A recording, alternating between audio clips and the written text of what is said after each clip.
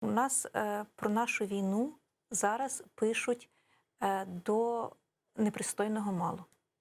Та кількість книг, яка ніби вражає по номіналу, яка присвячена війні, там це вся волонтерська, ветеранська література, вся художня, Ну, вона ж є, вона існує. Вона є. Дякувати Богу, зараз вже ніби говорять більше 1000 найменувань є на даний момент. Коли я починала писати цю книгу, було значно менше, значно скромніше. Але все одно я вважаю, що їх повинно бути на порядок в рази більше.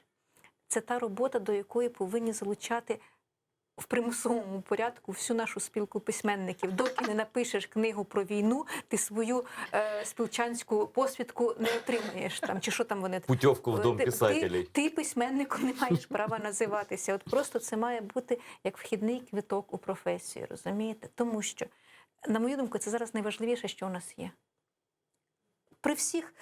При всьому бажанні, як би нам всім хотілося жити так, ніби війни не існує. Як би нам прекрасно жилося, якби ми собі сказали, що ми в своїй голові війну закінчили. На жаль, ні.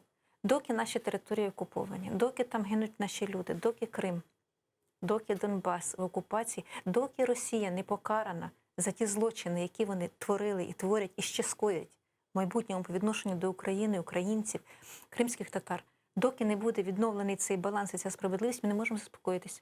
Ми не маємо права цього зробити.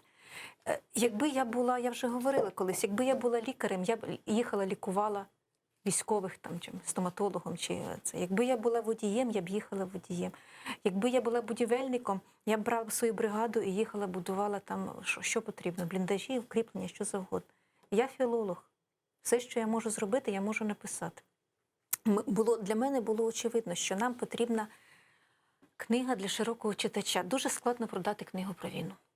От загальному широкому читачеві дуже складно сказати, що ідіть і заплатіть, і купіть просто книгу про війну.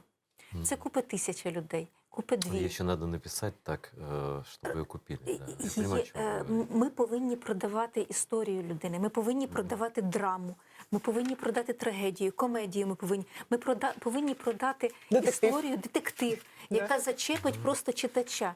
І в цій історії буде війна.